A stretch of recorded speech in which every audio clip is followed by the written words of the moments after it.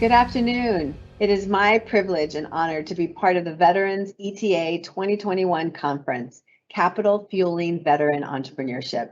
Before I begin, I'd like to thank Scott Jensen and Sharon Heaton for inviting me to be here today. I'm really excited to see the collaboration between the National Veteran Small Business Coalition and sbLiftOff, which I know will lead to many incredible opportunities for our nation's veteran small business owners. The NVSBC in particular has had a long-standing fruitful relationship with SBA's Office of Veterans Business Development under the leadership of Larry Stubblefield now, and I look forward to deepening our partnership as we work together to help our veteran-owned small businesses start, sustain, and grow. To Sharon and the team at sbLiftOff, thank you for what you do to lift up America's entrepreneurs. I know that many of our Veterans Business Outreach Centers are taking part in this conference today. I'd like to acknowledge them and thank them for their dedication and commitment to our nation's veteran entrepreneurs. You all are our boots on the ground, and I know that you work so hard, often going the extra mile to support our nation's veteran entrepreneurs. I understand on a personal level how small businesses change lives. I've spent most of my life in the entrepreneurial space. I grew up in a small business family. My father, who founded a chain of veterinary hospitals in Southern California, received his higher education because of the GI Bill. I received my higher education because of his entrepreneurship. I went on to start, advise, and advocate on behalf of small businesses and innovative startups. I'm proud of my grandfather's legacy. He was a hero who gave his life for his country in World War II and earned a Purple Heart for his service. This Memorial Day, I honor him.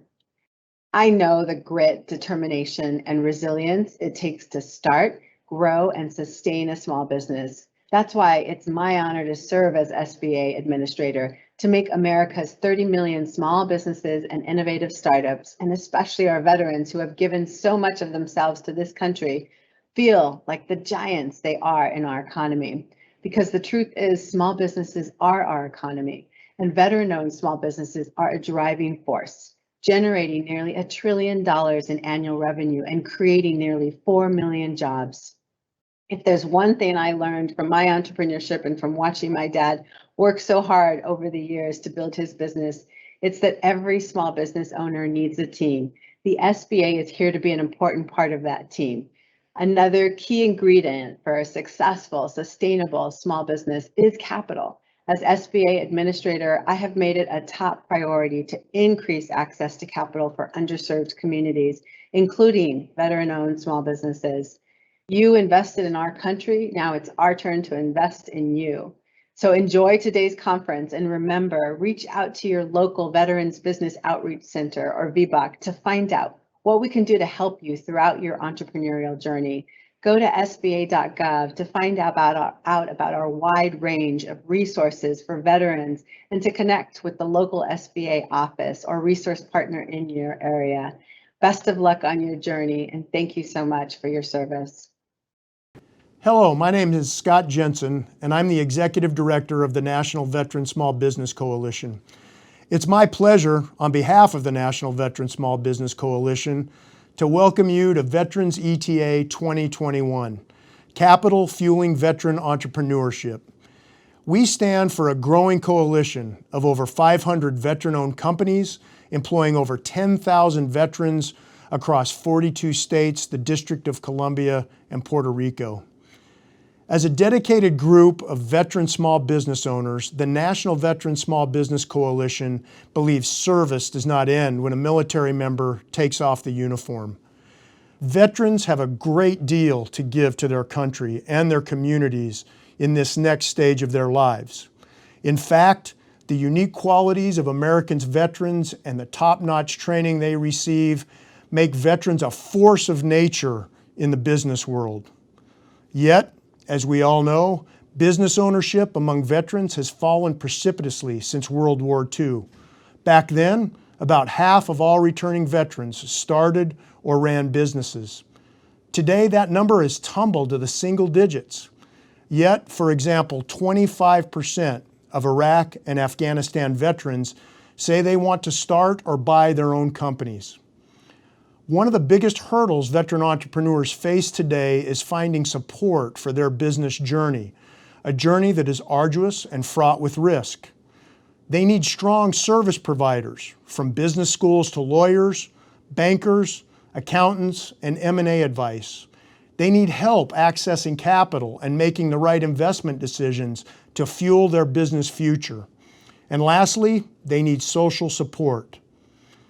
Today's meeting is the first time veteran sellers, buyers, capital sources, service providers, business schools, philanthropists, and journalists who support the mission of Veteran ETA come together as a community. Thank you for being here. I'm particularly blessed to join the dedicated team at sbLiftOff in hosting this special inaugural event, and join them in thanking our many generous sponsors. I now have the distinct honor to introduce Tommy Moreno, co-founder and CEO of Pareto Labs. Pareto Labs creates online courses that distill complex topics into short videos, relatable metaphors, and entertaining presentations to make learning easy and enjoyable. All of their courses include memorable stories from executives behind Amazon and Disney that provide deeper perspectives on core concepts. Tommy is a former operating partner for a multi-billion-dollar private equity firm. There, he helped acquire Miramax Films from Disney and led the turnaround of Sonify Solutions, an interactive media and technology company. Tommy began his career as an officer in the United States Air Force and worked in the strategic planning group at Disney. Tommy earned an MBA from Harvard Business School and a BS from the United States Air Force Academy. Tommy, it's a pleasure to have you join us today. Hello, everyone. I'm honored to be a part of this event, so thank you for having me. From business school to working at the Walt Disney Company to working in private equity, I found myself surrounded by a lot of people who had their career visions mapped out. Many of them came from Ivy League schools, then to investment banks, many of them earning an MBA along the way, and eventually climbing their way up to executive roles at big companies. The veteran's path is different. One thing we all have in common is that our careers didn't start with a vision of climbing the corporate ladder or running a business. Our career started with a desire to serve. And when you're in the military, that value is reinforced every day. Getting out of the military can be a little disorienting because you feel like you are reinventing your career. But what I realized was that in the military, you're always doing something new. You're going to new places, taking on new challenges, and growing every step of the way. As veterans, I think we actually have an advantage in business. We're used to change. We adapt, we overcome adversity, we keep moving forward. These are things that help me go from managing large-scale technology projects in the Air Force to becoming an analyst at the Walt Disney Company and rising up the ranks to an executive there. Helping me take Miramax from 2 to 200 employees in 3 years and selling it for $700 million. And eventually leading a team to take a company out of bankruptcy, reinvent its business, and grow it into the market leader. And now I'm on to my latest challenge, starting a business from scratch with another vet to help teach others the practical business skills and knowledge that I was lucky enough to have access to throughout my career. So if you're like me and you're itching to lead a business that can serve others, then you're in the right place. Bring your passion, your values, your leadership, and your entrepreneurial spirit and go for it. Today we'll be talking about Veterans ETA, Entrepreneurship Through Acquisition. You'll hear from veterans who have bought companies and veterans who have sold companies. You'll hear from M&A experts, financing sources, and investors who want to help you. Thanks for joining us. It will be an exciting 2 hours, but this is just the start of supporting each other in this new community. And now, let me introduce Sharon Heaton, the co-host and organizer of this event, who leads the national M&A firm, sbLiftOff.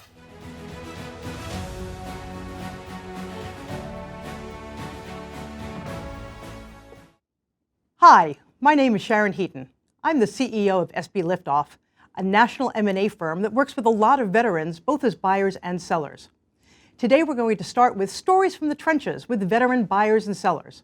We're going to start today with John Hubbard, who is the founder of Blue Cord Capital. John was a U.S. Army Special Operation Command and is with us today. Hi, John. Hey, how you guys doing? You left the military in what year?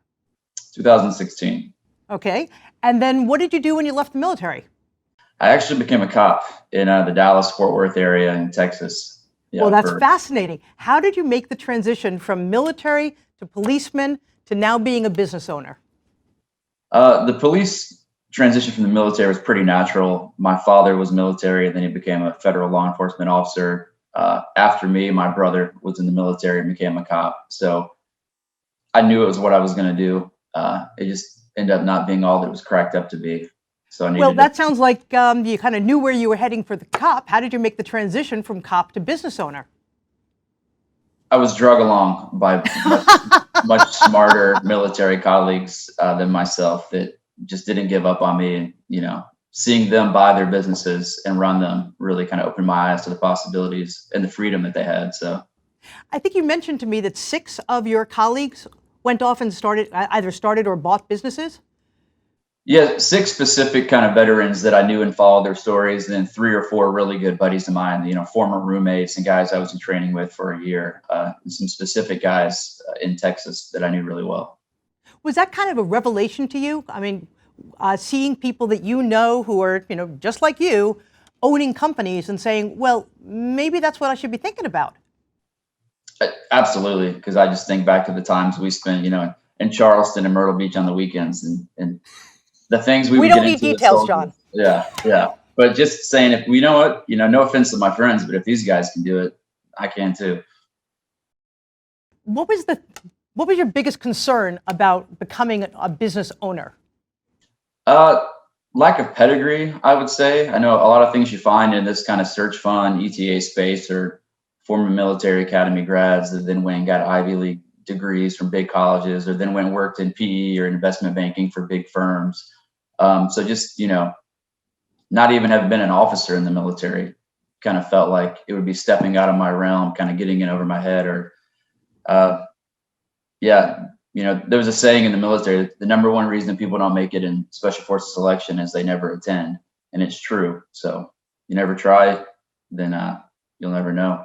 Well, that's very interesting. So the idea of that was just for other people, that was not something that folks like you did. Now, you were in special forces. I think you and I had a brief conversation about your view of people who are in special forces and the kinds of presentations that they need to make and why that's relevant in business. Could you talk to our audience about that a little bit?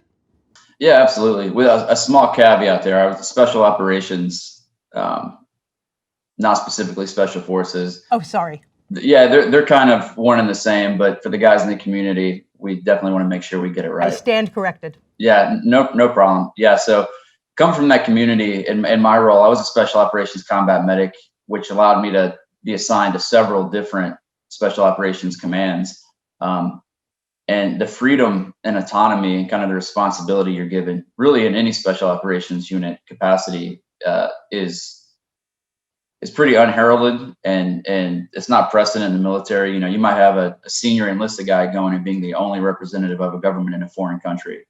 And then you're briefing ambassadors and doing teleconferences like this with maybe the chairman of the Joint Chiefs of Staff.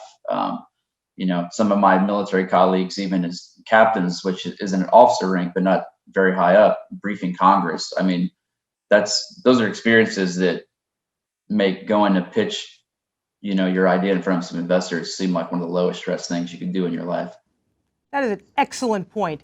I mean, I think that it is not intuitively obvious that one leads to the other, but you're right. The skill set that it takes to walk in and to do a congressional briefing or whatever, talking to folks in an embassy, pretty much the same that you need to talk to an investor. Okay, so you have friends who have done this, and then you say, maybe I should think about it. What kind of business were you looking for? Did you think about starting a business or only about buying one? So only about buying one, honestly. My biggest aha light bulb moment, and I think I saw his name on this panel, Al Danto, professor down at Rice. I went and sat in one of his business classes with my buddy because I was visiting in Houston for the weekend. And it was a class specifically focused on buying a business from an existing owner. And an actual owner came in and was kind of just getting ripped apart with questions. It was like a 3-hour due diligence process there with all the students asking questions. And from that moment, I was like, you know what? You're buying cash flow more or less, and you're buying something that's established. And these businesses are just for sale out there. No one's buying them. And that was, the light bulb moment when I realized that not only was this a viable path, but I feel like super underutilized. John, and you're doing exactly what the professor did for you. You're now paying it forward. So let's talk about that. You got the idea and you said, one of the things that I've learned, not really great wisdom here, is that people in the military tend not to make huge salaries. So they come out of the military and they don't necessarily have a lot of coin in their pocket. How did you go about trying to buy a business? Well, first off, I think naturally all the material and stuff that's out there is geared towards and kind of steers you towards a traditional search funded model. So I thought the same thing, and I had, my investment information and bio and stuff typed up, and I was going to try to do the traditional search fund raise and then, get a little WeWork space and a website and spend the 2 years searching for a nationwide business in the certain EBITDA range. And then I just interviewed as many people as I could, searchers, business owners, former business owners who were searchers that are now investors. And the biggest thing I got was a lot of them said, I wish I had done it self-funded. In hindsight, I wish I had bought a smaller business and done it self-funded. So I decided to go that route. And it really boiled down to, I wanted to be a small business owner more than I wanted to be a CEO of a company. And I knew what that did being a small business owner mean to you? I mean, what's the difference in your mind between being a CEO and a small business owner? Yeah, 51% ownership of the company was my bare minimum I was willing to accept, even if it meant I was going to buy a snow cone truck. It's important to me to have that say. I didn't want to have to ask people for permission, more or less, on a daily basis, which my wife finally revealed to me that was my true desire, is you just don't want to have a boss, which is true. So I went that route. Let's talk a little details about your transaction. You decided to go the self-funded route as opposed to the search fund route. Two very viable options. If you're going the self-funded route, I'm assuming that were you looking at an SBA loan, or were you looking at commercial financing? I was looking pretty much exclusively at an SBA loan. And were you focused on the SBA because of the 10-year amortization of the debt, or simply because it's kind of easier to get an SBA loan than a commercial? Yes, both. and the smaller, equity injection needed up front for the purchase was also huge. That's true. So tell us about the company that you found. How did you find it first? So I found it through a mutual acquaintance of mine. Actually ended up being one of my investors. And, I think that's one of the hugest things I've learned is you can have data mining and CRMs and 17 interns working in your office while you're searching. And like 75% of the people I find out were, kind of turned on to their business by a fellow searcher, a former professor. They didn't even find it themselves. They just stumbled across it. Someone said, too big for us. How about you guys? Too small for us. How about you? And this is one of the same. Someone said, hey, I know about this company. The owner's looking to sell. You guys should talk. So one of the things that I think you and I talked about is what you were saying right now is networking. There's a tremendous amount of information and experience that you have to impart, and I'm sure you'll be willing to talk to other people afterwards, but we're going to need to continue on. But talk to me just for a moment about the networking side, because I think that's really important element for us to end on.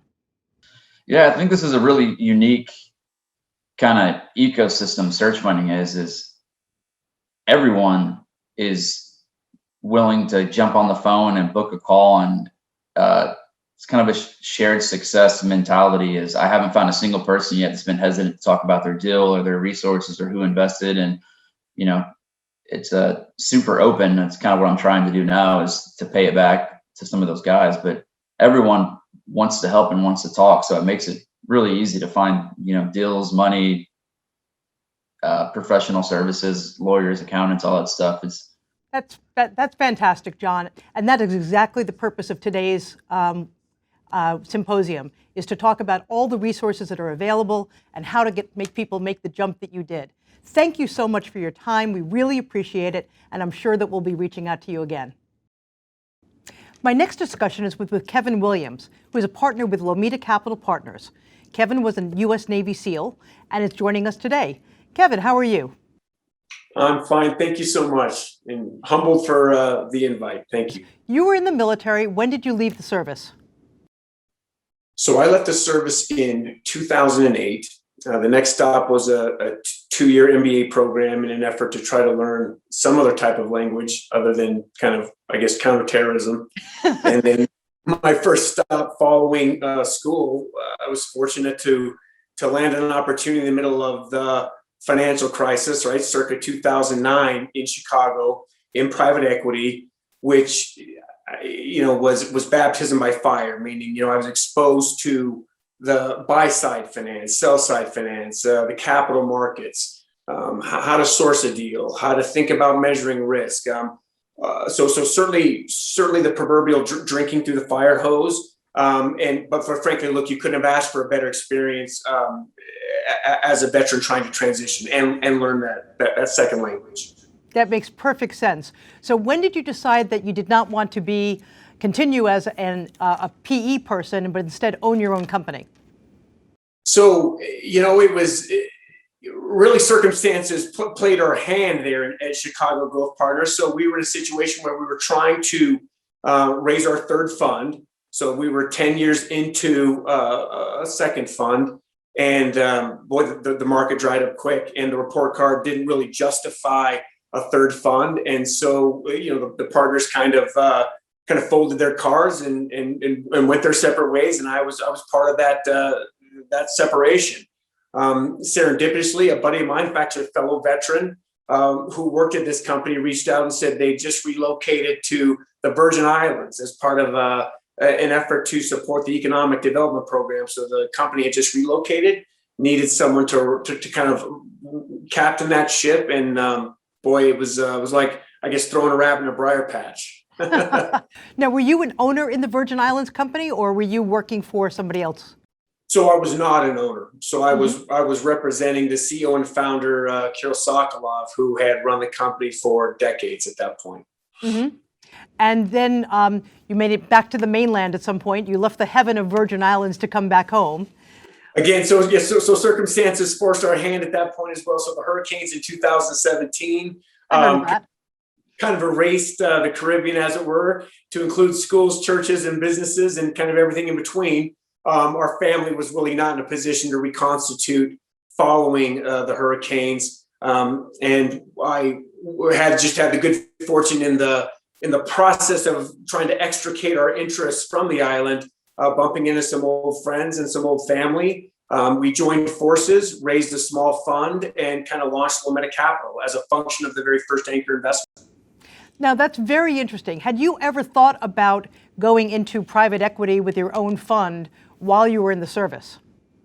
So really, no, to be frank, and frankly, it was a more function of I wouldn't be so bold as to think I had the gravitas, and frankly did not, right, have the gravitas to go out there with hat in hand and raise a fund. My intent was to, act, behave, and market myself as an independent sponsor, go out there, find the right capital and find the right company. In the process of doing that, though, the situation developed quickly where the money was there. The right partners were there, and we found the right opportunity, which actually fit squarely in the government contracting space. So I already had some level of fluency that enabled me to kind of gain traction quickly. Mm-hmm. So was Lometa Fund buying one company, or was it buying multiple companies? So that was the anchor investment in the fund one. So when we consummated that deal, really it was kind of a pre-fund deal. The fund is anchored by two family offices in Houston. They joined forces to transact on this company, which I brought across the finish line. And after that, we kind of formalized a partnership.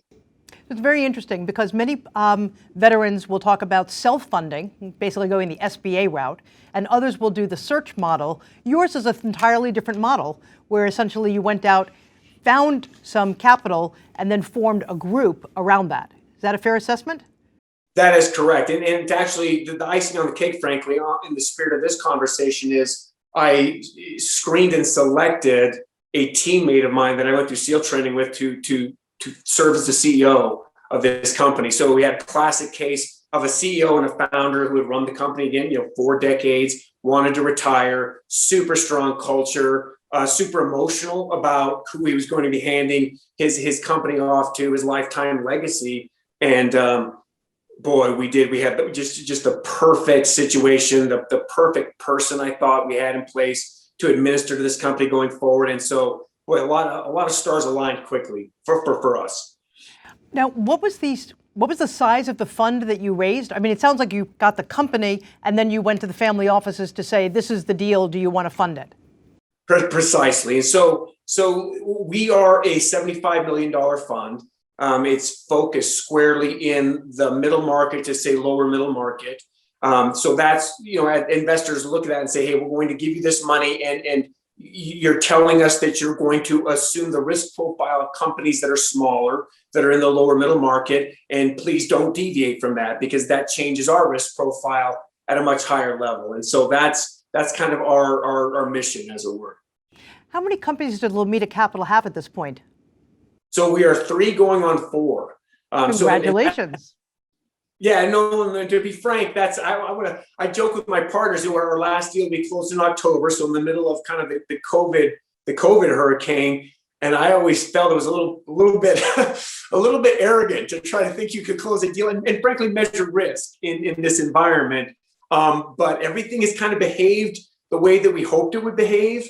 And I don't want to misrepresent what we do. We do like to pick very kind of boring, steady Eddie, predictable, defensible companies that have been around a while. And certainly the portfolio would be characterized by that. And then they behave that way in these, kind of historic circumstances. Absolutely. So what kind of criteria were you using when you were looking at companies? Did you have a threshold for margin, or how long the company had been around? What size were you looking for? Yeah, and so I'd say we have the luxury of kind of a family office feel to the capital. What does that mean? That means that there isn't necessarily, there just isn't a time fuse on the capital, meaning, hey, we have to obligate the fund within 3 to 4 years, and we have to liquidate on a cadence of every 2 to 3 years and return all that capital. It behaves, or the expectation is more of a, hey, get us an 8 to 9 to 12% type of return on a very predictable basis. What does that mean? So that means working backwards from that ask. You're hunting for companies that have, let's say, at a 20% EBITDA margin profile. You're able to put leverage on it. It doesn't necessarily have to have assets on the balance sheet. It can be kind of a cash flow play, but there is a history there that allows a lender to kind of take covenants and stamp them on history, right? Would it have worked 2 years ago, 3 years ago? Will it work now? Will it work based on your projections? So we do like to use leverage, but we're not debt junkies. I'd say we're very conservative relative to what the market would allow us to do in the capital structure. That's fantastic. So what advice do you have for veterans who are thinking about doing ETA? So I'm a bit prejudiced by our own portfolio, but I will tell you that I think veterans represent exceptionally well in situations much like I just described, where you have a smaller company that is established, that has a strong culture, very low churn on employees. There's a lot of gravity around culture. There's a lot of emotional gravity around we'll call it character type, human landscape type issues. Right, where it does matter who is in the saddle. A lot of times as an investor, you look and say, well, are we investing in, investing in the right ocean, the right ship, and are we investing in the captain, and they're going to right the ship, or is the right ship and so ideally you have all 3, but I think veterans excel when there's a premium on, man, we need the right captain. We need the right captain, and the company benefits tremendously from a situation that is stable, right? That requires someone who can, measure risk, or has been penalized before for mismanaging risk, right? They've been in a situation where, boy, the consequences matter, and it really, really hurts if you get it wrong. And I feel like veterans can look at these small companies and look at an employee base that is looking to them directly.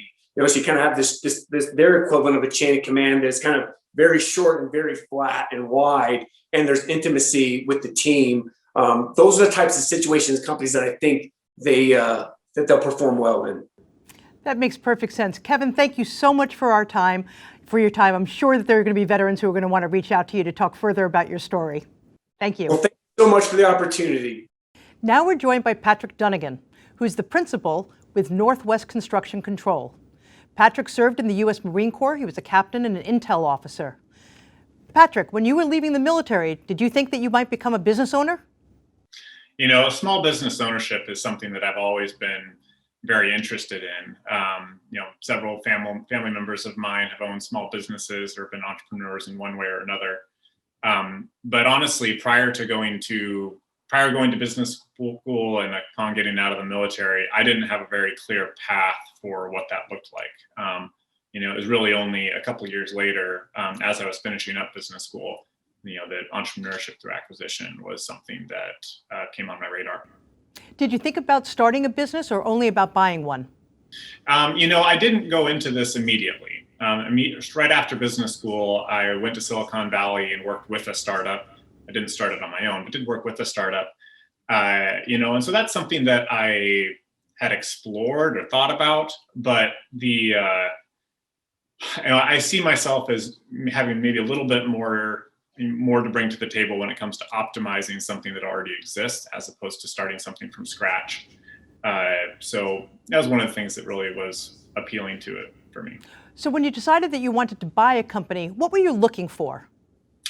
Well, that's a good question. I think when most people start this process, it takes, in many cases, several months to really drill down into that. What you think you want, is maybe a different thing than what you realize you actually want after you've spent some time talking with business owners, driving around in their truck, like understanding what a day in the life really looks like. For me, after spending a fair bit of time talking with dozens of business owners and looking at dozens of different types of businesses, some of the things that I drilled down on were I wanted it to be tangible. I wanted it to be something that I could, like a service or something that I could really wrap my arms around and felt real. But something that also kind of contradicts that is I wanted there to be a technology angle to it. Prior to buying my own business, I had spent, nearly 5 years, in the technology industry, and it felt like it'd be a shame to not leverage any of that experience or skill set that I had built during that time. So those are two possibly competing goals. On one hand, I want to have something tangible. On the other hand, I want to have a technology play. How did you merge those two goals? Well, I think I got lucky. It's always a good option. Yeah, Northwest Construction Control. For me, it really seems to blend both of those. So we provide boots on the ground service for construction lenders all over the country. To get out there and verify, how much progress is being made on construction loans in their portfolio. But we do that through really a service platform. So we're providing a very tangible service, but it's enabled by, fundamentally a tech platform. And so that's what we do. And so when I came across this business, it just seemed like a really natural fit for what I was looking for. I'd also spent a fair bit of time doing construction growing up. So all through high school and college, I worked with various contractors up and down the West Coast. My first job was when I was 14. I took off to LA and worked with a contractor down there until they figured out how old I was. So I have family members that do construction too. So having some exposure to this space before, albeit quite a bit earlier, that helped make me feel a bit more comfortable with it also. Now, how did you go about financing the transaction? Did you self-fund this with an SBA loan? Did you do a search that was backed by PE, or how did you go about doing your search in the first place? So the search itself was self-funded. There's a lot of very smart people with different perspectives on how to do it, and I don't think there's a wrong answer. It's really just a question of what you're prioritizing. For me, the true ownership and autonomy was something that was important to me. And also it felt like a very expensive, giving up that much equity, to fund the search just felt pretty expensive and something that might limit my options anyway. So I felt self-funded the search process. But when it came to actually doing the acquisition, I did a combination of SBA, 7A debt, junior debt, and investor equity. So how did you go about raising the investor equity? Prior to doing it, that was probably the most daunting part of this process. Absolutely, to me. Like, how do you go around and ask people for a couple $1 million? But at the end of the day, it turned out to be the easiest part of the process. If you have a good deal, and so for me, there's a strong match between, my skill set and the company itself. And I was able to, mostly reach out to folks that were, 2 or 3 degrees away in my network, so just cold random emails or calls don't really go anywhere. But, if you pulse people in your network, talk about the sort of deal you're looking at, what the upside is. If it's a good deal, people are happy to make that connection for you. They're not doing a favor for you; they're doing a favor for the investor. So I think the key is if you can get a good deal, it's actually not that hard to raise equity. There's a chicken and an egg problem. If you're looking for a company and you don't have the equity, and then you find the deal, you've got to hold on to that deal while you try and raise the equity. So how long did it take you to get the equity once you'd already had in your sights the company you wanted to buy? Well, that process was complicated by COVID. Originally, we were scheduled to close this transaction in March of 2020. So it took about that first time, from December to March 2020. It took about 3 months of doing a back and forth process where you're talking with the lender and various lenders to understand what sort of debt this can sustain, and then you're talking with equity providers to understand if that's if that deal is palatable, and then you're going back to the debt providers to provide a little bit more clarity on what that equity source is. Initially, that took about 3 months, and we were originally scheduled to close at the end of March. Obviously, COVID wasn't the speed at which COVID hit, everything wasn't expected, and the chaos that threw into it put everything on hold. And so then I had to go through that whole process again in June of 2020. And I was able to pull it off then in 30 days, which is, again, I feel like I had to really hustle to make that happen. And there were some timeline considerations on the seller side and on my side for why we had to move that quickly. Were you able to go back to the investors that you were talking to in March, or was it a different set of investors that you closed with in June?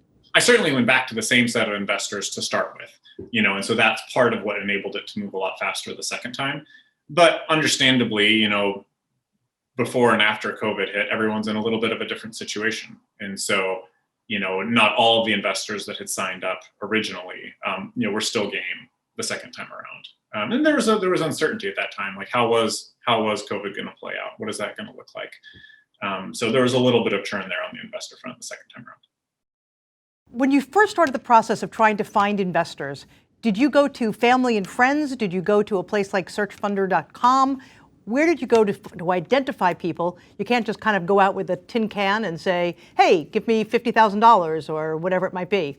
How did you do it? Yeah, the first place I started was my business school network. So that was definitely helpful. A lot of folks that were already familiar with this model. It's pretty tough if someone's not familiar with entrepreneurship through acquisition to educate them on the entire process and get them comfortable with it. You're spending a lot of time. And so in some cases, people can pull that off. But for me, with only a couple exceptions, every one of my investors was already familiar with this model. So I would say that, the business school network was was where maybe 80% of my investors came from. And there were actually a couple connections on SearchFunder that came through. Well, one of the things of this conference is to try and pull together people who understand what ETA is and want to specifically invest in the veteran community. So very much appreciate what it is you're doing here. What were the biggest challenges for you when you started the company or you took it over and you said, I'm now a business owner? What was the surprise about that? Oh, honestly, a lot of it was very much in line with what I was expecting. When you're taking a business, or you complete a transaction for a business that you're buying through the ETA model, almost by definition, it has to be working well already. Like you're not going to be raising a lot of debt or getting a bunch of investor equity for a turnaround situation. And so, really you're wanting to, how I approached mine and what seems to be working, is you're coming in with a first do no harm approach. They've been doing this, the folks on your team, your new team, they've been doing this for a long time. They've been successful for a reason. And it really, behooves me to spend the time to really listen to them, understand why they do things the way they do it. It might not all make sense out of the gate, but there's usually a lot to learn there, and I think that, experience in the military is helpful there. Like we were familiar with working with like senior leaders and respecting where they're coming from. And I think that helped here as well. Very interesting. What was the debt to equity ratio when you bought the company? How much of it was debt from either 7A or other sources versus your equity investment? 75% debt. Okay. All right. How did you go about allocating ownership between you and the parties that were providing the equity? Yeah. So this is the structure I used is pretty common for a self-funded search. And so what you're doing there is you're offering the equity investors a preference, preferred shares. And so, basically the deal is, hey, you, Mr. Investor, collectively, you're all putting in 25% of the equity for this. And what I can guarantee is that you're going to be getting all your money back with interest before I get any of that. But the flip side of that is that, I'm getting most of the equity, so for my business, the pitch was, hey, I'll put in, you guys are putting in only 25% of the purchase price, but you're getting 30% of the equity. And in addition to that, you're also getting your money back first. So it's really, it's kind of, it's almost like they have mezz debt and equity. And so that's kind of how I presented it. And honestly, I think everyone's happy. Like it's a good deal for me. And I think it's a great deal for the investors as well. So they're taking a little bit more risk off the table, but it allows me to have that ownership and to pull off a little bit of a bigger deal. Is it your intent to keep these co-owners with you indefinitely, or would you like to be 100% owner over time? Oh, that's a good question. And everyone asks, that's certainly a question that every single one of the investors asked, during the process. I think that we'll have to wait and see for that. It hasn't even been a year since I've completed this, and one way or the other, there's quite a bit of building that I need to do and want to do, with this business before that question comes up. So we'll see. We'll see how it goes. But right now, I really appreciate their perspective. They're more than just equity investors. I reach out to them and I ask them for advice. And, that was one of the things I was screening for. I wasn't just looking for a check. I was looking for someone who could add value to the business and bounce ideas off of. You've actually hit one of the themes that we've heard a lot today, which is that talk to as many people as you can. And when you're trying to get money, try and get money plus wisdom, not just the money. The wisdom is as valuable to you as anything else. Yeah. I want to thank you very much for your time, and I'm sure people are going to want to reach out to you. Absolutely. Well, I look forward to it. Thank you so much for your time, Sharon.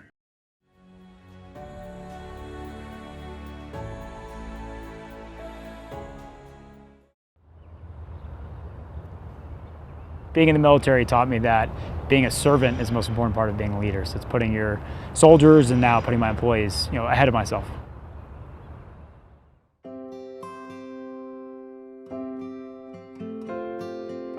I graduated from Colby College in Waterville, Maine.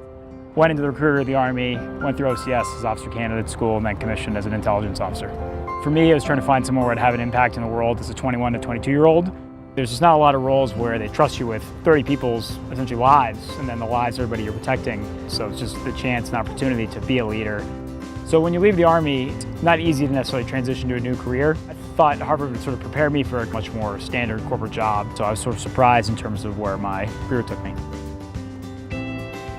They teach a class actually the second year of Harvard, Entrepreneurship Through Acquisition, which is the sort of sexy way of saying search funds. So it's going out to find a small business that has sort of enduringly profitable characteristics, run by a guy who started the business or gal started the business 20 years ago, has really built it up from nothing, and then at this point is ready to retire. If those businesses aren't passed off to someone, they just close, and that's lost jobs.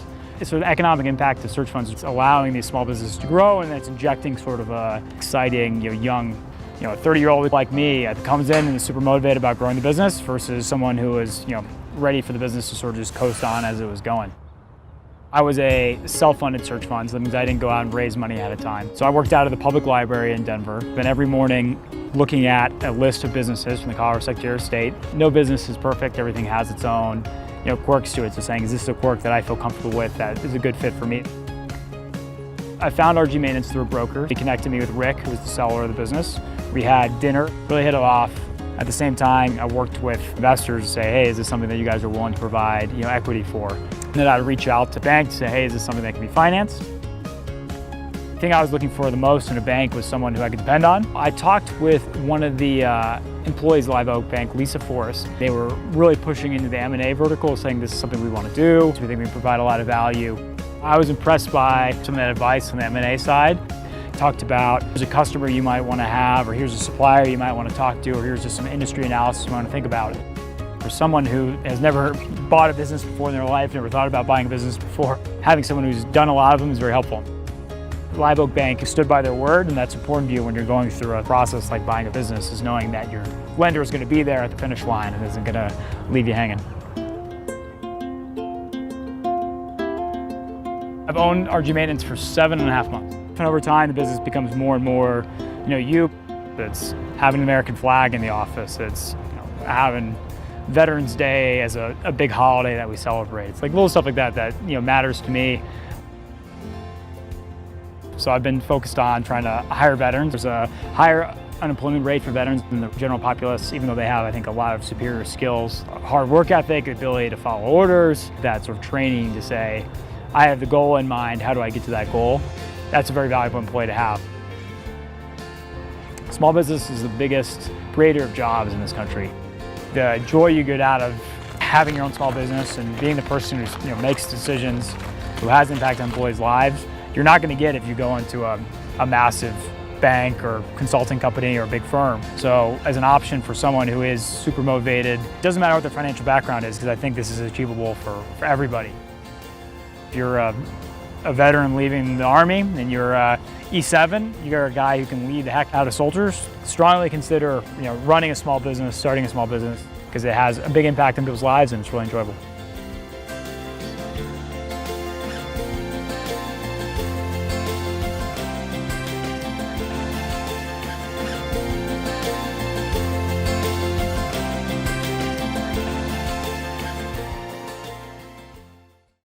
All right, hi, and welcome to the second Veteran ETA Conference panel, Capital Sources for Veteran Acquisitions, Debt, and Equity. My name is Jamie Warlick. I'm a current searcher and Marine Corps veteran, and I'll be moderating the discussion today.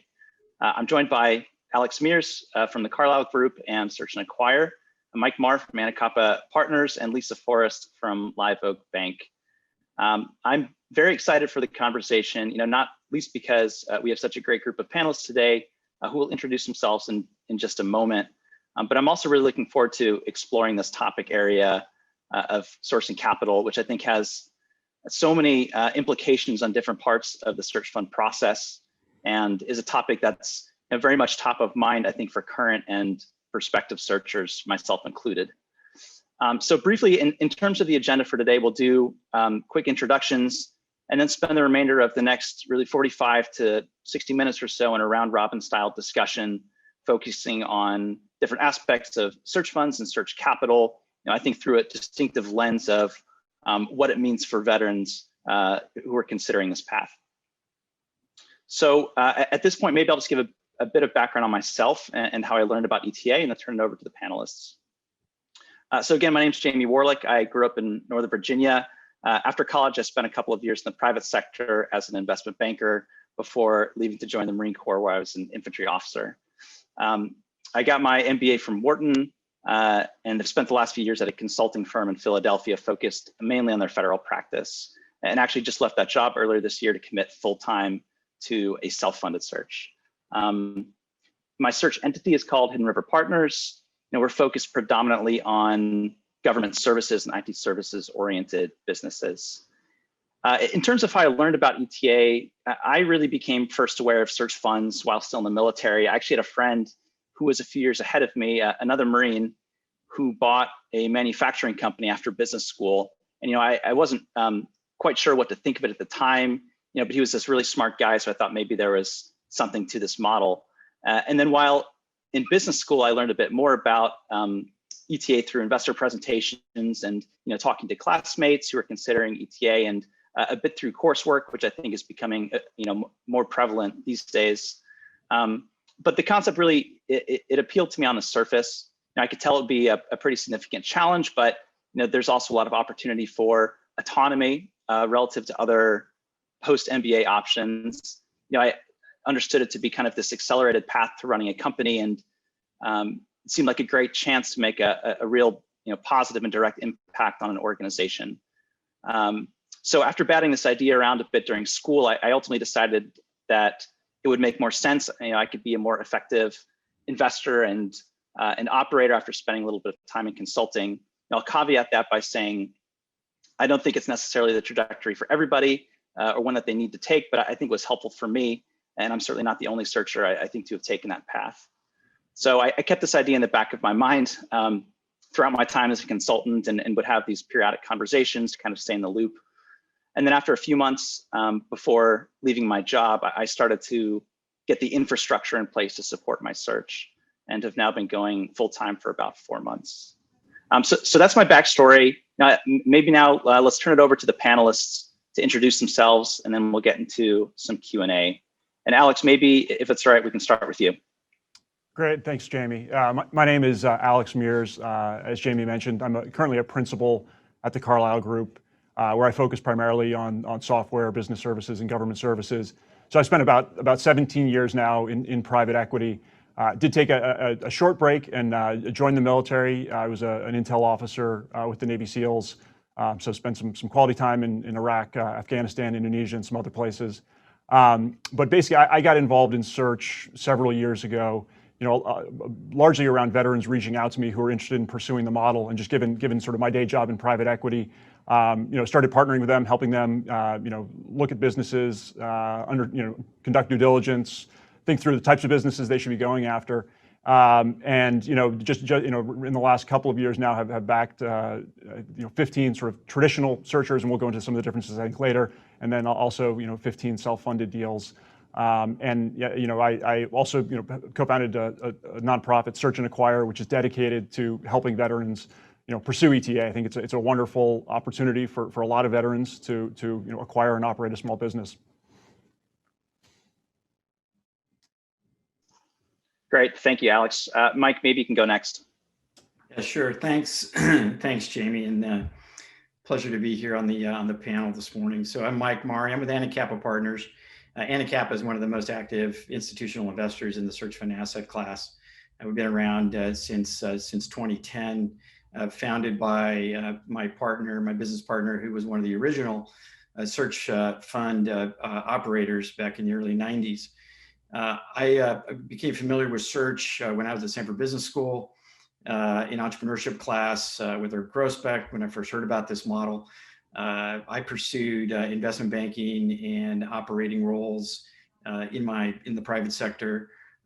Came back to this community in 2010 when Jeff formed Anacapa Partners, invested, came aboard as an advisor a couple of years later. And then a few years ago, joined full-time to focus on developing a pathway for military entrepreneurs into the search fund asset class. And I've spent the last several years working with about a dozen military entrepreneurs on their search funds. So I was in the Navy, with the Naval Academy, a mechanical engineer. Graduated from there, went into the submarine service. I drove fast attack submarines for a number of years, qualified as submarine warfare officer, nuclear engineer, and then went to Stanford Business School, transferred into the reserves at that point. Found my way to the rank of 05 prior to transitioning out of the reserves. And since then have just been focusing my time on investing in, advising entrepreneurs running lower middle market companies. Fantastic. Thanks, Mike. Lisa, over to you. Hi, I'm Lisa Forrest, and I'm with Live Oak Bank. I am the boring civilian banker on the panel. So thanks for letting me hook on with you guys. I really appreciate it. So Live Oak Bank, we're the nation's #1 SBA lender. We're also the nation's #1 USDA lender.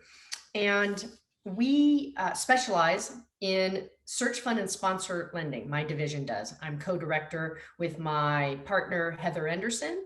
And we head up Live Oak Bank's sponsor and search fund lending division.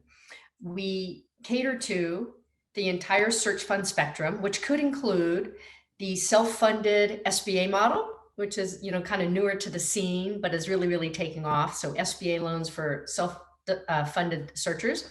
And then we're absolutely financing our conventional transactions for the traditional model. And I know we're going to get into both aspects of the paths here today and talk about how, as a veteran searcher, how you might decide to think about and follow potentially one of those paths. My goal here is just to bring awareness to business ownership, the next generation of entrepreneurship. Just bring awareness to that topic for our military veterans. This has just been an area for me, just a personal area for me, where I'm financing a good portion of my daily kind of deal flow is for our military veterans. And it's just been a personal passion for me. So I'm glad and happy to be here and hopefully share some just some really nice thoughts for how my military clients have gone about doing this. Excellent. Thanks so much, Lisa. So as we think about where to start the conversation, I think it would be helpful maybe just to provide a level set on what we mean by entrepreneurship through acquisition, or ETA. Particularly for those a little bit newer to the model.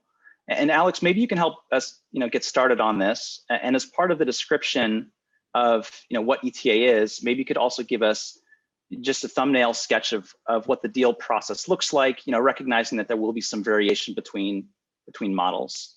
So what is ETA and what does this process look like? Yeah, absolutely.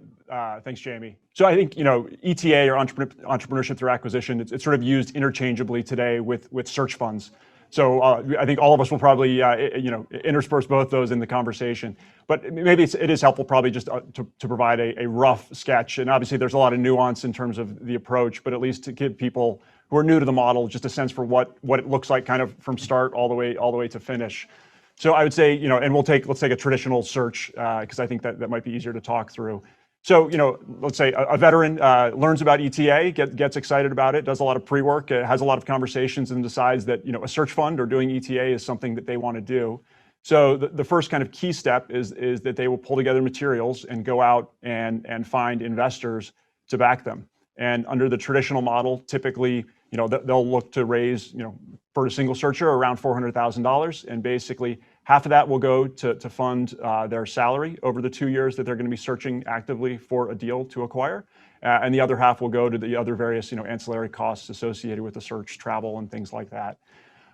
Once that capital is raised, the searcher will then start really the hard part of search, which is going out and trying to find a business to acquire. There are several different routes. So you'll hear, proprietary deals talked about. That's where typically a searcher will reach out to business owners directly and see if they're interested in selling their business, typically around a sub-industry or something like that the searcher has identified. The other way is to reach out to brokers who are, actively marketing businesses that are for sale. And as part of that process, typically takes anywhere from 3 to 12 months, I would say, before they get kind of real traction running hard on a deal. That's when the due diligence process starts. And what that is basically understanding the business sort of from start to finish, understanding the finances, a lot of discussions with the owner. Typically then, it'll move at some point during that stage to what's known as an LOI or letter of intent, at which point the searcher will kind of really accelerate the diligence process, start spending money on outside advisors like, lawyers, accountants, bringing debt financing sources like Lisa along in that process. And then, that could be anywhere from, typically probably 6 to 8 weeks, I would say. And then at the end of that, there's, a sign and close. And the searcher now is the proud owner of a new business. As part of that, concurrently with that, obviously they have the investor group and are working very, very closely with the investor group, really as sort of mentors and advisors as they're evaluating the deals that they're looking at. And especially as they get a deal under LOI, there's going to be very, very close cooperation with their investors. Typically, post-close, the searcher will usually step in as CEO, sometimes different C-suite positions, and then operate the business for anywhere from 5 to 10 years or more. It tends to be pretty flexible in terms of the model. And again, at that point, the largest investors typically will sit on the board and provide that oversight and advice role. And then, it's all about, driving value in the business by, growth and improving margins and all the normal things that you see post-acquisition. And then ultimately we'll end in an exit. And so the searcher will look to, sell the business, in conjunction, obviously, with the investor group. And then, based on that, typically one of the most common paths is then the searcher will then take the capital they earn from that and then go recycle it and go back other searchers to go out and do the model. So it's actually a really wonderful ecosystem like that. But that at a very, very high level, and obviously there's a lot of nuance in there, at a very high level sort of shows the arc of what a deal and what a search looks like and what entrepreneurship through acquisition looks like. Yeah, fantastic. So I think that's great, Alex. And there's a ton that we could dig into there, obviously. Maybe just sort of a logical next step in the conversation, and since we've brought it up a couple of times now, is just to dig in a little bit more into the differences between the structures. So, meaning traditional versus self-funded, which I think, are probably the two most prevalent that are out there. So, just as a question, what are the pros and cons to each? And maybe what are some of the important considerations for prospective searchers as they're thinking about choosing a model? And Mike, maybe you can help get us started on this. Yeah, happy to, Jamie. Alex, that was a very good overview on the funded or traditional model. So I'm going to use that term as well. When I talk about the traditional model, I'm talking about the model as it was codified 30 plus years ago by Irv Grousbeck in the entrepreneurship course at Stanford, and over the last 30 years has been implemented and tested hundreds of times, and has withstood the test of time and all those iterations. So when I talk about the traditional model, it is essentially that same model that Alex described on one end of the spectrum, but the other end of the spectrum is the self-funded model, and then there are variations in between. So over the years, as there have been opportunities to sort of test those models, there have been variations upon that. So let's sort of start with self-funded. What are some of the positives and negatives associated with the self-funded model? Well, a positive is you have the flexibility. I mean, it's your search. You as the entrepreneur are going to decide what you're going to buy, where it's going to be located, what stage it's in, whether it's profitable or not, how profitable it is, what kind of business model, how you're going to finance it. All of that is completely up to you. So you have complete control and flexibility over what you're going to do in terms of the acquisition. You can get up and running very quickly as a self-funded searcher. I mean, you could have your LLC formed in a day, put up a website, and start searching right away. So there's the speed to launch is very quick, and because you have the ultimate decision on what you're going to acquire and how you're going to acquire it, you potentially have greater ownership percentage. If you can acquire something without using any equity, you retain 100% of the equity. So that can be very satisfying. Now, the trade-offs, the negative part is you're probably going to end up with a slightly smaller deal. And so the growth prospects are going to be a little bit tougher. And you have the potential for personal financial exposure. So to the extent that equity is required, you may be writing the check, the personal check to put into that business. On the debt side, and Lisa can talk about more about this, but if you go with an SBA loan, which is very attractive because it's very low cost financing, you're going to be asked to put up a personal guarantee. And so in a self-funded model, those are just some of the downsides. There also is just sort of the overall potential uncertainty with respect to how you're going to finance a deal. You won't know until you get into it how you're going to get that financed. The other negative, I would say, or the other challenge with the self-funded model is thinking about how you're going to surround yourself with that experiential wisdom from advisors that are going to really help you in assessing deal flow and running the business. So some of the things to think about, pros and cons on the self-funded side. With respect to the other side of the spectrum, the traditional or investor funded, the positives are, as Alex said, you're going to be drawing a salary. So there's no opportunity cost in terms of your income, essentially. You can be drawing a salary and the investors are covering your business expenses during the search, and they'll generally budget up to 2 years for that. Your search is going to be very focused. It's going to be focused on targets that align with the parameters that you've pre-agreed to with your investors. And so your time is going to be very efficiently utilized because you're only going to spend time on, hopefully, you're only going to spend time on deals that your investors are going to want to finance. And with that investor group comes that experiential wisdom to advise you during the deal process and provide you with the mentorship during the business ownership process. So those are the positives that you're going to get with the traditional with a traditional or investor funded search. The negative is it's going to take you a little bit of time to raise the equity capital, so you're not going to get up and running in a day. You're going to have to spend some time getting to know investors, raising the capital.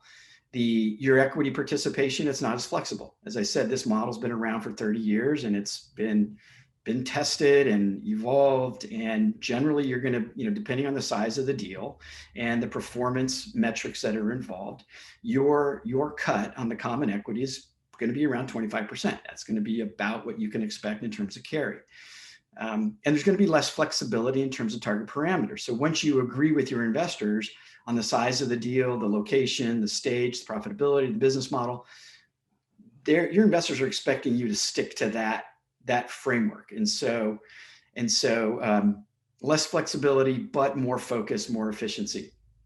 Now, within the traditional model, I think something else you want to think about is the size of your investor group. Large group versus small or even sole investor group. That doesn't happen very often. We've done it a couple of times. So in a large group, and that would be maybe more than a dozen investors. The benefits are you're going to get more opinions, potentially, more capital capacity, more intellectual capacity to support you in your search. The challenge is with a larger group, or that you're going to want to make sure you have, one or two lead investors who are going to put in the work. They're going to engage. They're going to do the work during diligence, and who will be, and this is probably the most important, who will be very transparent with you about the viability of a deal and who other investors are going to follow. The worst thing that can happen to you in a search with a large investor group is you get most of the way through diligence. You think everything's going great. And then you get to the 11th hour and find out that your investors don't support your deal. So making sure that you have that transparency, that intellectual honesty, that relationship with your investors is very important in a larger group. In a smaller group, you're going to get higher engagement, more focus, very clear alignment, and very efficient feedback. The challenge is you want to be sure that you've got enough investors in that group who can write large enough checks to get your deal done. So those are some of the things you want to think about in terms of traditional versus self-funded. And then within traditional, whether you want to go with a larger group, distributed group of investors, or a smaller group of investors. Fantastic. Thanks, Mike.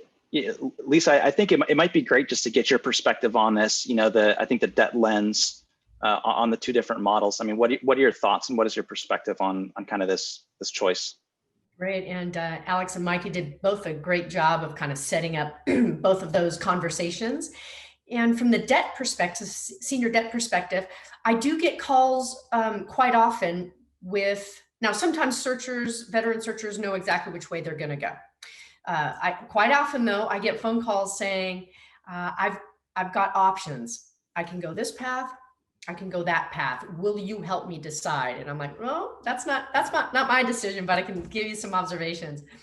So I find that those taking the traditional path are really highly valuing the aspects that Mike brought out. They really like the idea of having that, extended board of directors, board of advisors, sort of deep investor experience that's resonating with them at their point in their career. And with the self-funded folks maybe going SBA, they might be coming out of a very long military career with some civilian work experience and maybe having gone through business school, but business school isn't on the self-funded side necessarily a must or a have to have. So I find with the self-funded path, we might have folks with a little bit longer, larger resume, and they've decided that they've got some of their own capital or maybe a lot of it, depending. They might bring in a little bit of investor capital. And Alex, you can speak to that a little bit later because I know you're doing a lot of SBA type investing. And that's one of the really great things as far as the SBA path goes. There are so many more SBA type investors out in the ecosystem now, really smart investors in the ecosystem. So that's, I think, part and parcel of why the SBA self-funded search path might be exploding a little bit, because there's great debt out there, yes, but then there's also really smart equity out, especially for our veteran community. So, to kind of just recap that, it just depends where you're at on your personal path, where you are in your life, and what's going to resonate and what's going to get you where you need to go with your goals. From my debt perspective, there is no wrong answer. We're doing both ends of the spectrum, and we're happy to talk with our veteran prospects and clients about how we might fit some debt in and give them some observations of how it's worked for other veteran clients to help them sort of get to the right answer.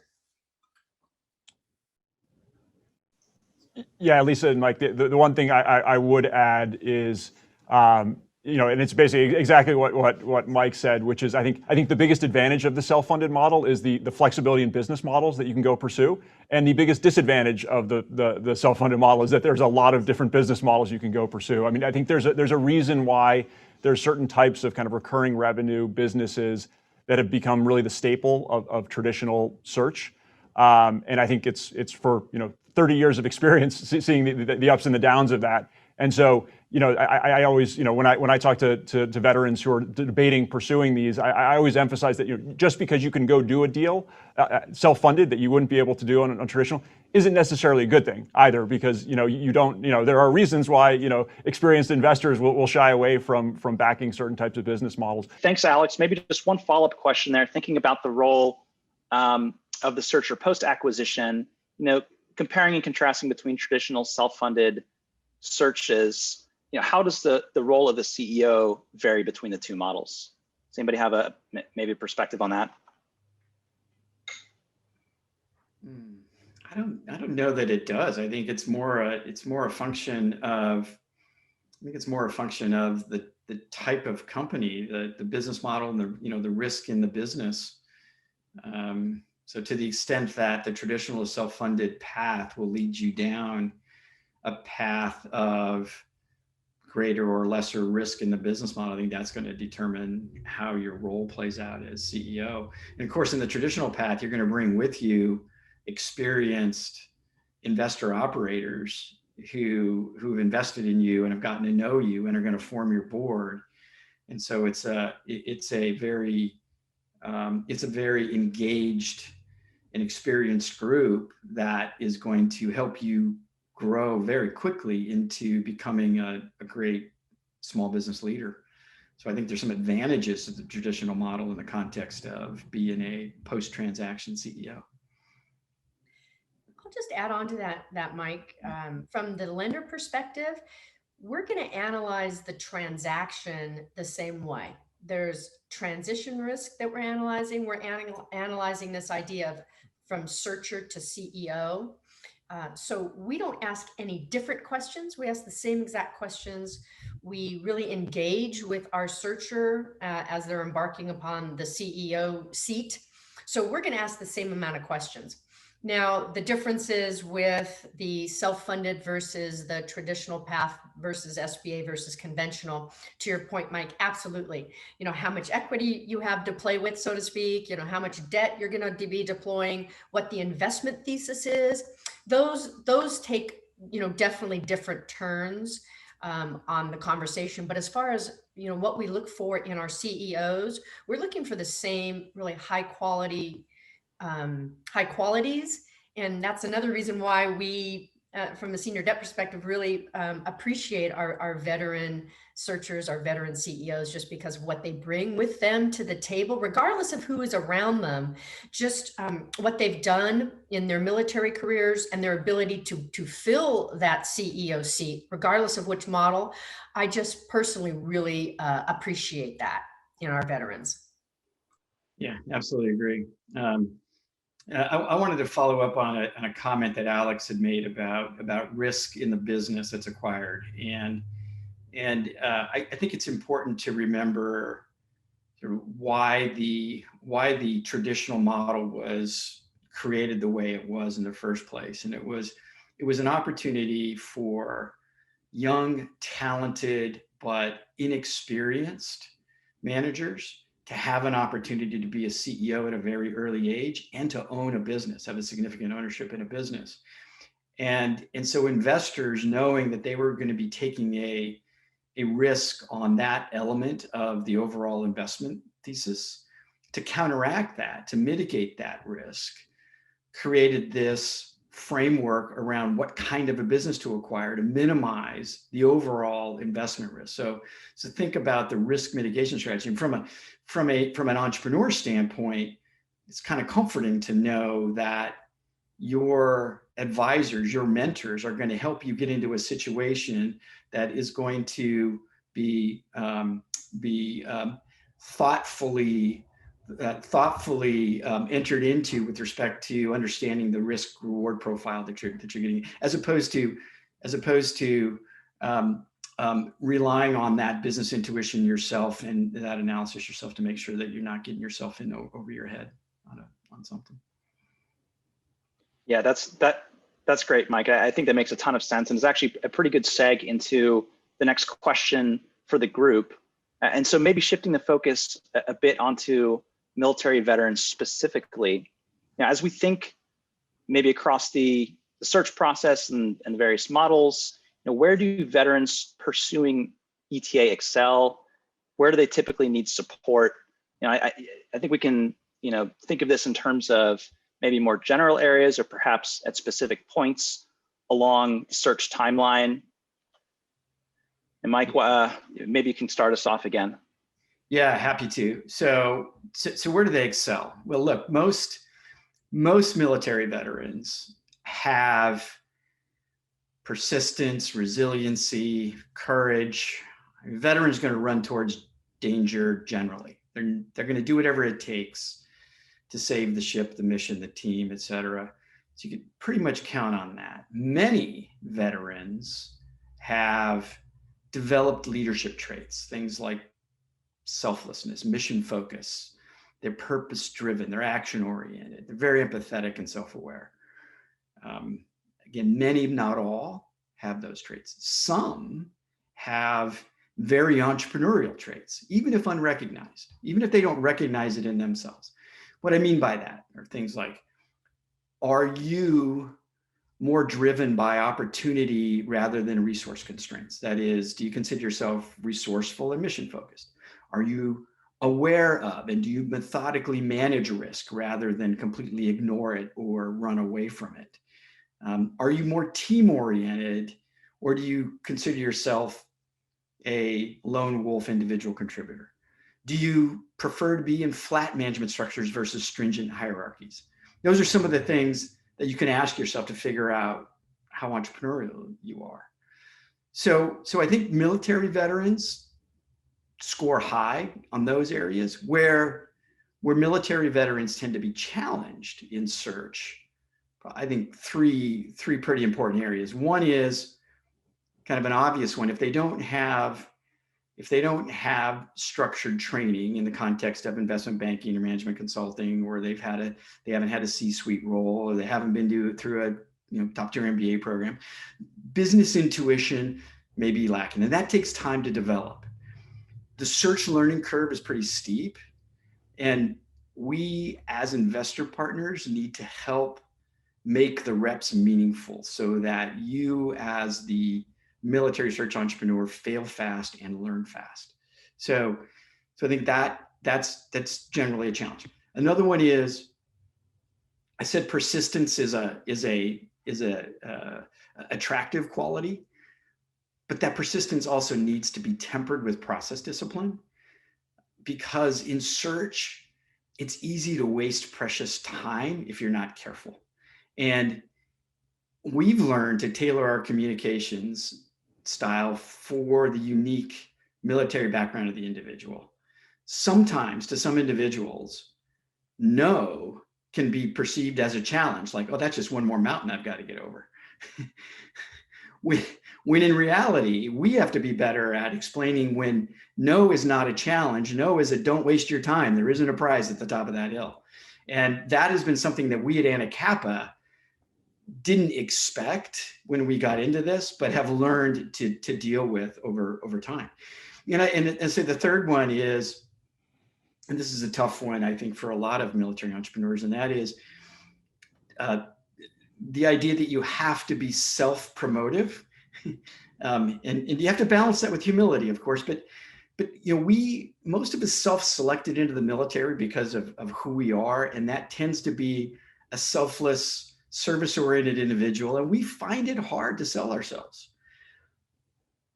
But in search, that story, your story, is really worth telling. It describes who you are and why the business owner should trust their legacy to you. It really resonates. And so you have to learn how to tell your story with confidence. So I'll pause there.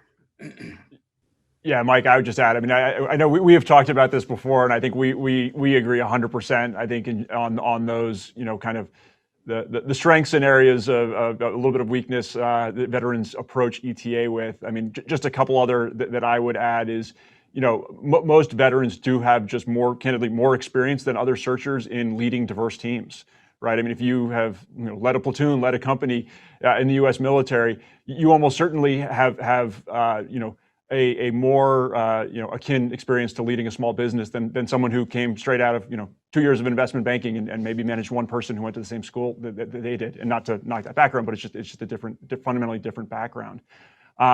Then on the operating side, sort of post acquisition, one other area that I sometimes see veterans needing a little more support is just around the structure on running a small business, and especially if they don't have reps in business or in small business or otherwise, at times, even with great leadership, if they don't have the right sort of systems in place, and oftentimes small businesses don't that they acquire, I've seen some veterans struggle a bit with that, and so I am an advocate of, there's a whole series of different EOS, Entrepreneur Operating System, Rockefeller Habits. There's a whole long list, and I don't think any are necessarily better or worse than others. But I do think actually providing some of that operating structure and kind of a cadence to first-time veteran CEOs can actually be very, very valuable. And I would add, I'm going to add one more challenge, is that of hiring and firing. For veteran CEOs. It's not something that we had to do in the military. In the military, you take over a team and you figure out where the strengths and weaknesses are and how to get the most, how to optimize the talents on that team for the mission at hand. And there's a tendency to want to do that in business as well, when sometimes you actually have to change out people on the team. And that's a hard thing, I think, for military veterans to do as CEOs. Certainly good for me. Well, it seems like you turned out pretty good, Mike. It's hard. It's hard. So for me, my observation and the reason why we're participating in this symposium is just the awareness, especially for transitioning or soon to be transitioning veterans. So some of them don't even know that this is a path. They don't even know that this is something that exists. So for me, it's been about how do we bring awareness to the veteran community that this is something that's available to them in civilian life and something they'd be very good at. And I think with sellers, especially, older sellers, we've got this silver tsunami of these small business, lower middle market companies that need to exit. That this is what's funding their retirement, that they've spent 30, 40, 50 years building their company. And the veteran entrepreneur story resonates. The ability and opportunity to sell your business to a military veteran is just an amazing story. It makes sellers feel good. And then also just the competency of a veteran CEO is it's off the charts, huge. So to me, it's about awareness. How do we bring this path to our veterans? So many of the service organizations, and I don't have to tell you, I'm the civilian here, but my observation is that with the veteran organizations out there that are trying to help veterans, it's so fragmented, it's so disparate.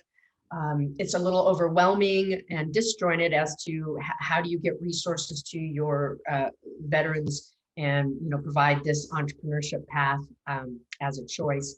One thing that I love, and Mike, you and I have an example of a deal we just closed today for one of our veterans, and he was a high functioning. The thing I love is show me the checklist. You give me the list of what I need to do when, and I'm going to go do it. I will move heaven and earth, and I will take the responsibility on myself to make sure it happens.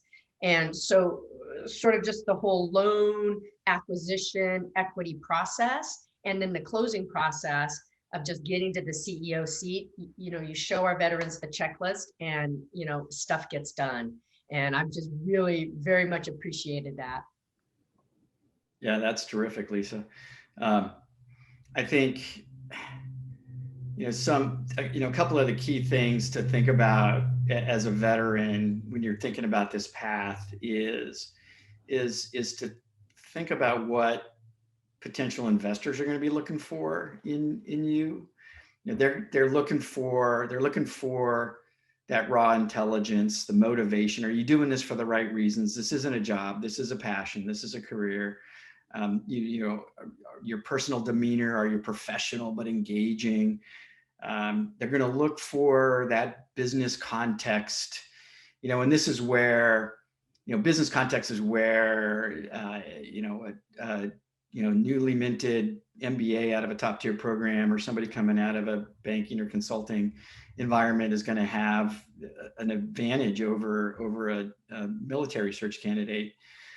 But if you can demonstrate your aptitude and ability to fail fast and learn fast, which a lot of veterans can, that's very helpful. And then finally, to your point, Lisa, the leadership, and Alex, you said that the leadership potential, as a veteran with meaningful military leadership experience, you have an advantage over your civilian counterparts. And make sure you can tell that story. I tell you, at our firm at Anacapa, we heavily weight this dimension, just like Alex and Lisa do.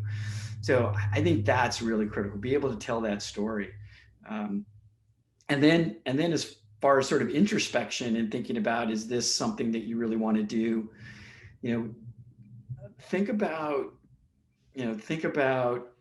the amount of energy this takes. This isn't,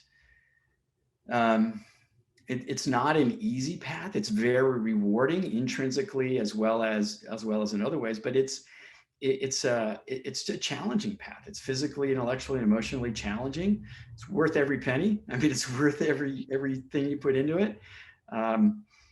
you got to think about being in an uncertain environment. Many of you were. You got to think about your stage in life, as Lisa said earlier. How do you view the runway ahead of you and the time that it's going to take for the search path to run its course? And are you willing to defer that long-term wealth creation in exchange for maybe short-term income? These are some of the things you've got to think, your internal value system, when you're thinking about whether or not this is something you want to pursue. Fantastic. Great.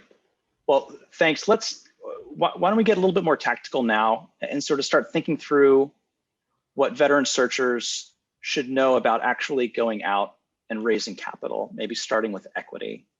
And, Alex, you mentioned you've worked with a lot of veterans. You invested in, I believe it was about 30 different transactions in this space. Could you talk us through the process of raising equity? And of course, welcome any thoughts from Mike or Lisa here as well. Yeah, absolutely. Thanks, Jamie. I think starting out, what I see when I see veterans who do this effectively, it's a lot of what Mike just said. It's being able to tell the story, based on their background, based on, your unique experience in the military and previously and post-military. Kind of why does that make, what characteristics, what skill sets, are transferable to going out and working with small business owners and acquiring a small business and then leading a team once you step into the CEO role. So I think veterans who are able to do that effectively, there's a lot of correlation, I think, between ones who are able to raise equity from investors well and ones who are then able to go parlay that into convincing a small business owner to sell them their business, which in many cases is, a small business owner has taken their entire life building that. So in terms of just very, very tactically, how I always recommend veterans think about, building an investor base, right? Because I think, similar to what Mike said, to me, the value of an investor base, whether you're traditional or self-funded, candidly, is the advice and the mentorship and finding individuals and organizations that can really add value and help you and candidly, keep you away from risky areas and things like that everyone who's spent time in and around acquisitions have seen is incredibly valuable. So I think generally it's kind of 4 categories of investor. And I would say a lot of, individual and group investors, cross, there's a lot of, blurred lines here, but generally, as I think about it, first is getting someone who has previously done a search successfully. I mean, I think it's pretty straightforward and pretty obvious why it's so valuable, not only to have kind of, best practices you can learn from them, but just as importantly, search is hard and, it's difficult during those, year to 2 years that you're out there looking for a business and once you own a business. And so having someone who has been in your shoes, I think is incredibly valuable. The second are finding investors who have years and years of experience in this space. So someone like Anna Kappa, I mean, organizations like that have seen, many different iterations of this and have the guidance, both, the wisdom and also some scars and everything else that anyone, in and around acquisitions for long enough has, and really, leveraging that expertise is incredibly valuable. The third, I think, is getting investors with deep, diligence and deal expertise. So whether private equity or deep M&A experience, and again, a lot of these are sort of cross-cutting, and a lot of individual investors would bring more than these. And then the last one is I always recommend that a searcher, if there is an industry that they're interested, for example, software or something like that, getting a CEO or two, like real operators with 20, 30, 40 years of deep experience in the sector that they're interested in, I think that can really, really add a lot of value, both in terms of introductions and things, pre-ownership, but then especially post ownership once the searcher has stepped in as CEO. So I really do think as I work with veterans and talk to them about who and how to sort of think through building an investor base. Again, just to reiterate, it's about having advisors and mentors, right? Who are interested and supportive, and doing all that you can to build that advisor base to maximize your chances of success. Again, whether traditional or self-funded model that you're pursuing. And Alex, maybe one quick follow-up to that. I mean, at what point in the process should this start, right? Obviously, if you're pursuing a traditional search, it starts, pretty early. But at what point do you want to start really engaging with prospective investors? So, I mean, we'll start with traditional because it's a little bit easier, right away. I mean, as soon as you have decided, I mean, we can talk at length, and I do when we're working with veterans. I mean, there's a lot of pre-work I think that should be done, long before you contact the first investor. But once a traditional searcher has made that decision, going out efficiently and talking to investors is incredibly important. So I think for traditional, it's a little bit easier. For self-funded, I also recommend they start having those initial conversations even potentially before they have a business, under LOI, for example, or something where they're getting close to a deal. And again, it goes to kind of the value of the traditional model, which is, having interested parties who are supportive, who have seen this over and over and over again. And the more, if you decide to pursue the self-funded route, which is fine, I think the more you can try to tap into that and maybe recreate that to some extent, I think is incredibly valuable. And you can really only do that if you're out having conversations with investors very early on. So even literally from day one that you're launching even a self-funded search. And again, I think it says a lot when a traditional searcher or search investors say they're not interested in backing a certain deal. And it says a lot, I think, when self-funded investors say that's not a deal they're interested. Like that typically I think is a good indication that perhaps it might not be as great an opportunity as someone who's been very, very focused on it for weeks or something like that might realize. I would venture to say that none of us on this call would turn down the opportunity to talk to an entrepreneur who's thinking about search. So I would say it's never too early to start engaging with I mean, not just us, but people like us in the community that have been involved in search from an investor standpoint, or have been operators and have done it. Start having those conversations, especially if you're a veteran, because look, part of the joy of what we do is getting to help people. And if that means helping them decide that this is not the right path for them, that's fine too, right? So start having those conversations early. And if you decide that this is the path for you, now you've got a relationship that's already pre-wired. So it's never too early to start talking to people like us. And I'll add on to that, what we've started to do at Live Oak Bank and our sponsor search group is we've actually created office hours, weekly office hours now.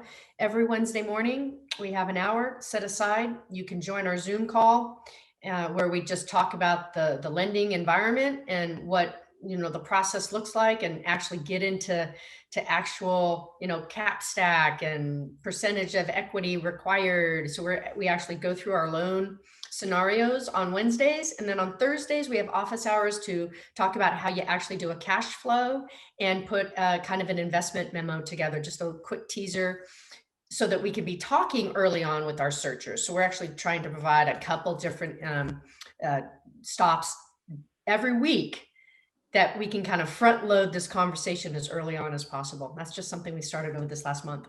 Can search investors sign up for that? Sure. And Jamie, I would just add, I mean, that's a lot of the role. I mean, I know Mike and I spent a lot of time, with kind of initial calls with veterans who were just interested in learning more about the space. And so, I mean, that was a lot of the driving force behind, creating Search and Acquire was to provide a little bit more of a community and some resources. And hey, here's some Excel models if that's something that someone's curious about. What are the economics that look like under different scenarios and things like that. So that's what where we try to help veterans as they're even considering whether to pursue this at all. And I would add, just one of the wonderful things about the search community is how collaborative it is. So everyone on this call is always willing to take a call and help. I mean, generally, but especially veterans who are interested in this area. And so, it is really just one of the wonderful things. It's one of the things that I think attracted me so much to the kind of community and the ecosystem. So. Great, thanks a lot. And Lisa, I think your comments were a perfect seg to the next topic, maybe turning briefly to the debt side of the equation. I think we could probably spend an hour or more on this topic alone, but you've worked in the banking industry for, I think it's over 30 years. You have a lot of experience with both SBA and conventional lending products. Could you just maybe walk us through briefly the process of raising debt finance within the context of ETA? So Lisa started when she was very, very young. Thank you. I'll take that. I'll take whatever I can get. Yeah, so debt, I find that right now, it is a good time to be a buyer, I believe, business buyer, business acquirer. There is a lot of debt out there. There are lots of debt options. There's a lot of equity capital out there as well. There's both. So I think it's a great time to be a business buyer. I think the sellers are finally to the table, I think for lots of different reasons, but I think overarching is maybe just the sellers are finally got a little tired, got a little tuckered. And I think there's a lot of really nice deal flow out there. I think there's a lot of deals that aren't great right now either. So the part of this is quickly kind of that fail fast, fail quickly, fail fast kind of idea that Mike was sharing.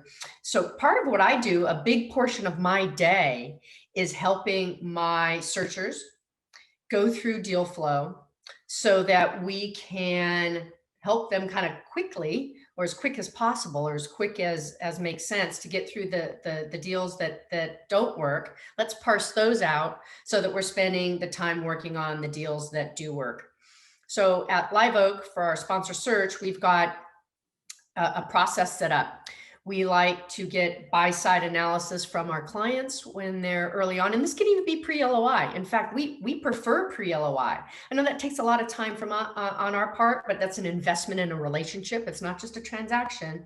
And we do know that we're spending maybe a year and a half with our searchers, and we want to start on that relationship early on. So we have a whole pre-LOI process, and then we have an LOI process as well, but let's maybe just focus on pre-LOI. And again, if people, watching this and listening to this do want to email me, I'm happy to share my pre-LOI materials. We have a kind of an investment overview, kind of an executive summary from the buy side that we think helps get to the nut of the deal very, very quickly. We have a cash flow model we share. We have due diligence questionnaires. This is all pre-LOI. We're trying to give the tools to our searchers so then, one, they can effectively vet things on their own before they come to someone like a debt provider or the investors too. We find that some of our tools are helpful for them to really understand if it's something they want to then take to the next level with their debt providers. We spend a lot of time on this pre-LOI investment, and we think that it leads to a better relationship so that when you do find when you find the deal, you've got us, in your corner. You've got your deal team already decided which is your debt. And then, as Alex and Mike have pointed out, you're starting your equity process as well. I'll just add on the self-funded side on the SBA. We do have a segment of client that could go either way. They might be self-funding their search. They might be bringing traditional or conventional investors in, I'll say, depending on deal size. They might then be going SBA depending on the deal size. And we like to start with that kind of searcher and all the other hybrids of searcher early on, because they're interviewing us early on, but we're also interviewing our searchers early on too, to make sure that they've kind of got what it takes from the standpoint of the right fit for our particular debt. That's great. Thanks a lot, Lisa. So I do want to be mindful of time. Maybe just as a last question, we could go around sort of round robin style, and just any closing thoughts around key considerations for prospective veteran searchers or any other kind of parting wisdom as we finish up the discussion. And maybe Alex, you could kick us off here. Yeah, absolutely. I mean, I would just finish with, I think entrepreneurship through acquisition can be a wonderful vehicle for certain veterans. But there's also, it's difficult, and I would strongly recommend trying to reach out, talk to as many people as you can in the community, build up a trusted group of mentors and advisors who have done this before. I think that is something that with Search and Acquire we're trying to do. So I know next week on Tuesday we're having kind of a 90-minute Q&A and trying to go into a little more detail. I realize the time was pretty constrained today, so going into a little more detail on self-funded versus traditional and the economics and what that actually looks like in practice. So we're doing that. We're trying to provide kind of, again, when you look at the sort of the strengths and weaknesses, I think for veterans as they're pursuing ETA, some of the gaps, that Mike mentioned in terms of just like the reps on deals and understanding businesses and things like that. And so, that's something where we try to provide as financial models, things like that. We're also doing a boot camp for veterans, for ETA in Washington, D.C. in the fall in person. So to the extent veterans are interested at any stage, whether either active searchers or someone just considering, please do send me an email and happy to get more information on that. Unfortunately, due to COVID, it might be a little bit space constrained, but please do reach out.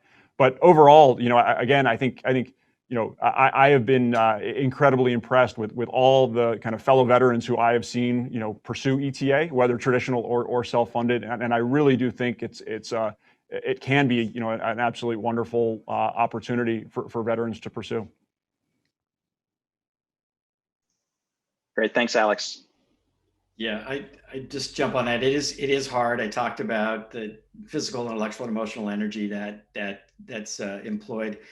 I'd also say, if you're doing this to run a business, that's great. You want to be an owner and the CEO. That's tremendous. That's the goal.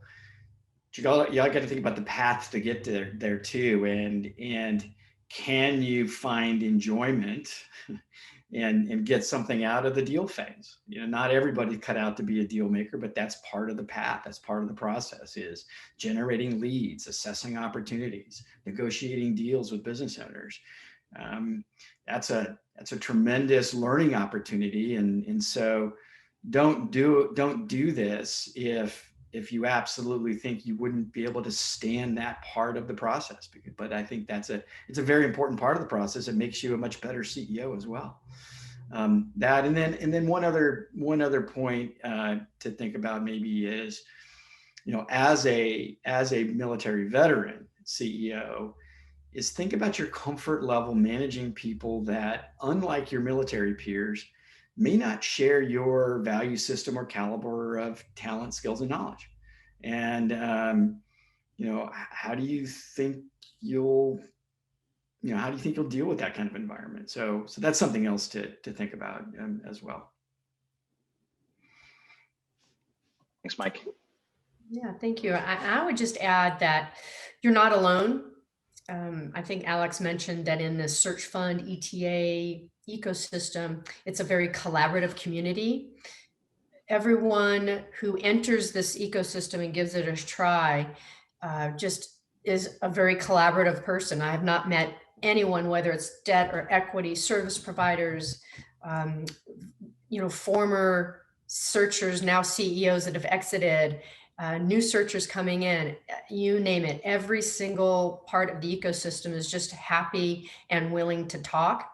And then you take that even more niche, and it's veteran entrepreneurship through acquisition. And that's even more focused, even more collaborative, I might suggest. So as you're thinking about this, even if you're going to just attempt it or try it, please reach out. You're not alone. Your veteran community is there and willing and active. If you need any referrals or suggestions on who to talk to, anyone on this panel would be happy to point you in the right direction. So I would say reach out. Yeah, Lisa, that's tremendous. I'm going to speak for myself. I might maybe for Lisa and Alex, but I also want anyone out there who's thinking about this to know that for us on the investor side, we love, this is fun. I mean, this isn't just a capital allocation job for us. We really do truly love what we do. We get to work with really talented entrepreneurs and build great businesses together and help them develop into becoming great CEOs, and in the process, generating good returns for our investors. But it's fun. So don't be bashful about hitting us up for thoughts on this path. That's something that you might want to pursue. And I'll just add too, off camera, when we were sort of chit-chatting before we actually got the Zoom, and it's just not also about the veteran searcher too, it's about the veteran's family. It's about where they are in their stage of life. And right. This is just, a passionate thing for all of us. And again, please reach out. That's great. Yeah, all really good points. Well, this has been a fascinating conversation. Hopefully it's been instructive for our veterans and others in the audience as well. I'd like to thank Lisa, Mike, and Alex one more time for their insights and participation today, and really for all that you do to support military veterans in this community. So thank you, and thank you everyone for joining. Thank you, Jamie. It's been a pleasure. Jamie.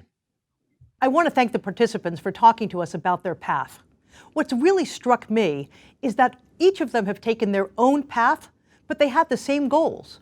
They were seeking independence, financial independence, but independence in terms of their lifestyle and how they went about living their life with their families. They're also very focused on creating the culture that they wanted to participate in, both for them and, more importantly, for their employees. And then there's a real focus on the mission. What is the company trying to do? Not just earning money, but working for its customers as well, and figuring out what the mission of that company is. It's clear that these are skills that veterans have in spades, and one of the reasons why they make such successful business people. Another takeaway I have is the importance of networking. No veteran gets from leaving the service to being an entrepreneur by themselves. They need to talk to their friends and colleagues. They need to talk to advisors. They need to find the kinds of resources available to help them make the transition from soldier to employee to owner of a company. That networking is very important, and that's part of the goal of today.